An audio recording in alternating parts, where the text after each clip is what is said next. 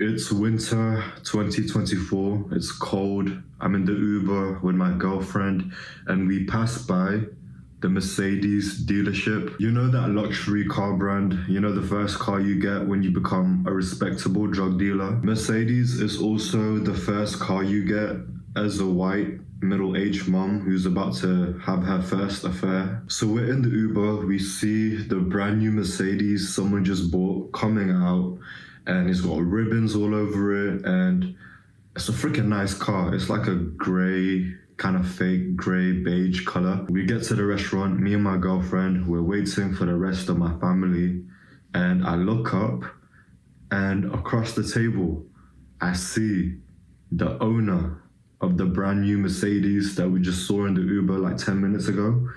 It was a family and they're just chilling, having a celebrating meal. My girlfriend is like, hey, look, it's the people who just bought the car when we were in the Uber. And even though I was quite hungry, all I was thinking about was the food. This place is like the best shrimp place in town. And I remember this moment being special to me, even though it was a normal day. I was having a meal with my family. The reason why it was so special was I realized how matured I become.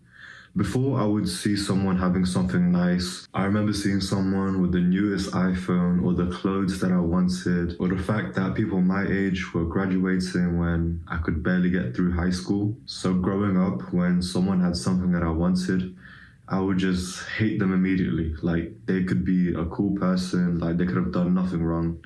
They could be nice, and just because they had something that I couldn't get, it just showed me more the lack that I had in my life, which I couldn't take it. And in my head, I would just attack them like, nah, they have rich parents, or they can't even dress that item really nice, or they don't deserve to have that iPhone. This is how I would be for most of my childhood, and I didn't realize how silly it is that I was getting emotional, I was getting distracted from my path because someone had iPhone X. Where I'm from in the Philippines, there's this thing called the crab mentality, which is like, because I can't get it, that person doesn't deserve to have it. And as I talk with other cultures and other people, I realize that this crab mentality is not just with Filipinos. I realize it's any culture, really, where if someone tries to rise above the social norms, they're labeled and they're seen as a try-hard. So then no one really tries to go above the normal because you'll just get looked down upon. For the most part, up until recently in my young life, I realized that I had this crab mentality. But more scary is that it was actually stopping me from even achieving those things that I want. My jealousy and me being emotional from my lack was stopping me from achieving the things that I do want, which is interesting. How helpful is it that I don't have what I want, so I'm blaming other people because I'm lacking? I realized this mentality wasn't serving me because it was just giving me excuses not to do anything. That person is rich because of their parents, so that means I can't do anything with my life to improve myself. Nah, that person only got that car because they're lucky. Ooh, must be nice. Like, I remember the excuses I would give myself. I remember giving myself the excuse that I can't accomplish that thing because I'm not white. So for me, to be in 2024 in that shrimp shop, admiring, appreciating the hard work that that man has gone through to get that car, to provide for his family, I'm grateful that I no longer feel like I have to put others down because they have nice things. Like, them having nice things doesn't mean I'm worth any less. Because imagine if every time you see a really nice car, and that just tells you how much you're lacking, how much you don't have, that's just gonna be a pretty unenjoyable experience. So imagine now you're on Instagram. For every scroll, you see someone with a nice car, with a better body than you, with a life you want. For every scroll, we're just showing ourselves the lack, what we don't have in our lives. And doesn't that make you emotional? 1 year ago, I took an online course. It's called the Yale Science of Well-Being. Don't search it, you don't have to take it. I'm gonna tell you everything you need to know. Social comparison affects us more than we realize. Like, we hear it, like we know that keeping up with the Joneses or comparing yourself on social media is bad. Like, we know that, we hear it all the time, but we don't realize how much, like how true that is, to the point where it affects what we do, what things we want, how we feel. So in June 2023, after taking the course, I deleted Instagram. I already deleted Facebook, Instagram, and Snapchat during lockdown. And that was easy because I was deleting it completely rather than, once a week, I'll just do it for an hour a day, and just rather than, setting limitations, just get rid of it completely. However, when I got to uni, I downloaded Instagram again for the networking and to show my work. So I re-downloaded Instagram again after being off of it for a year. And this time around of having Instagram, it's challenging because I wanted to use it where I would show my work and post, but then I was also affected by the mindless scrolling, the watching the stories, the questionable TikTok dances. So I was doing the good things of showcasing my work, but it would just get cancelled out by the scrolling, the comparisons, the mindlessness that comes with social media. And now I'm using Instagram in a way that doesn't use me. So all I'm doing is the good benefits for me, which is to post and get the frick out. That's literally all I do. I have Instagram on my laptop only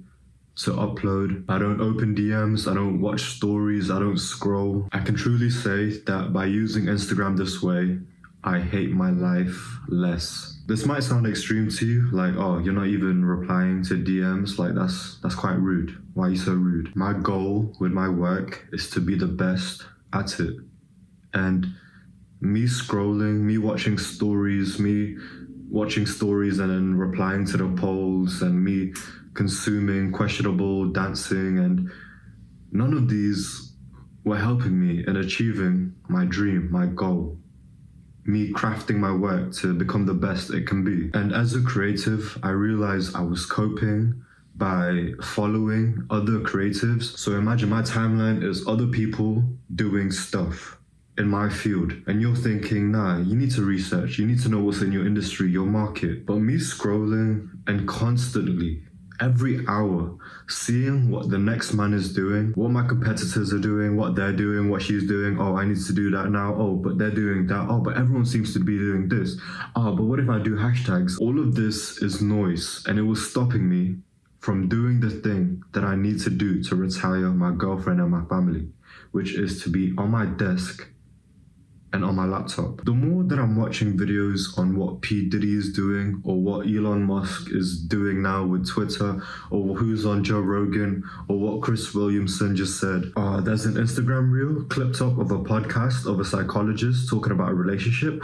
What if that affects my relationship? I speak to a fair amount of students, and they're always telling me how they never have enough time to do that creative work or do that thing that they really want to do because they have uni deadlines or they have a job. But the 1 or 2 hour a day that you're spending on Instagram, catching up on what Andrew Tate is doing, nah, he's in jail. Nah, he just got out. I wonder what Tristan is saying. So consume all you want. But if you tell me that you never have the time to do the things that you want, but you're in a comment section reading the arguments that people are having, then you're never going to have the time, and you're going to die with the regrets and what ifs. So now that I've dealt with the challenge of mindlessly consuming Instagram, there is a new goal in mind, which is basically the same thing but leveled up. The goal of not consuming Instagram is calm, but this one is going to be a challenge for me. My goal now is to stop consuming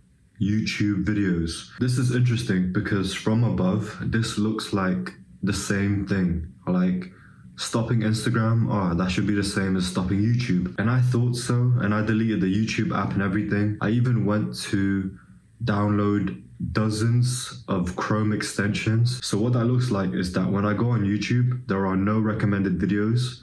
all the thumbnails are blurred out and I can't see any likes, views, or comments. And even with these restrictions in place, I still find a way to go on YouTube on my phone. Cutting out YouTube completely, like not going it at all, but that didn't work because I realized that's how I listen to music, that's how I watch tutorials, that's how I watch my mentors. So my new frame is I can only watch YouTube if it's Sam Ovens.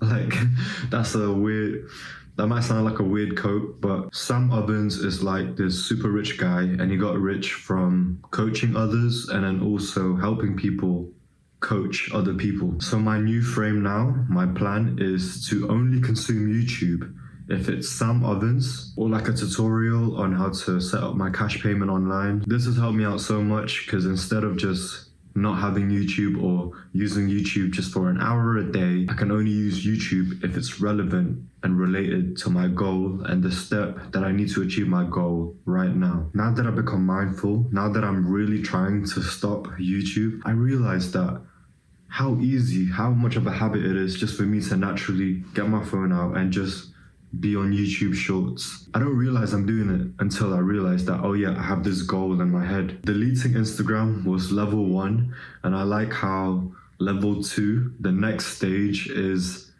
basically the same thing, but it's just a bit harder. And it's kind of like a video game. I've talked about how deleting social media can help you be more secure with yourself, meaning when someone has something better than you, then you don't hate them for it. And to be real, you care too much about what other people are doing to the point where you're not even living your life anymore. You forget about why you do things, why you get up in the morning. You forget about your goals to begin with. I'm talking about goals, but you don't even have one written down. And because you don't know where you're going with your life, you're easily distracted with what they're doing, what he's doing, what she's doing. So it's very important to have a goal, to know where you're going. And because you know where you're going, you don't care about what other people are doing. In fact, you're happy for them because they're doing their path and you're doing yours. You no longer care or are distracted by what the next person is doing because you're just solely focused on your own path. Do you feel happy for others when you see someone having success, the thing you want? Are you happy for them or are you low-key hating? How happy you are for others' success is directly equal to how confident you are in your own journey. Love.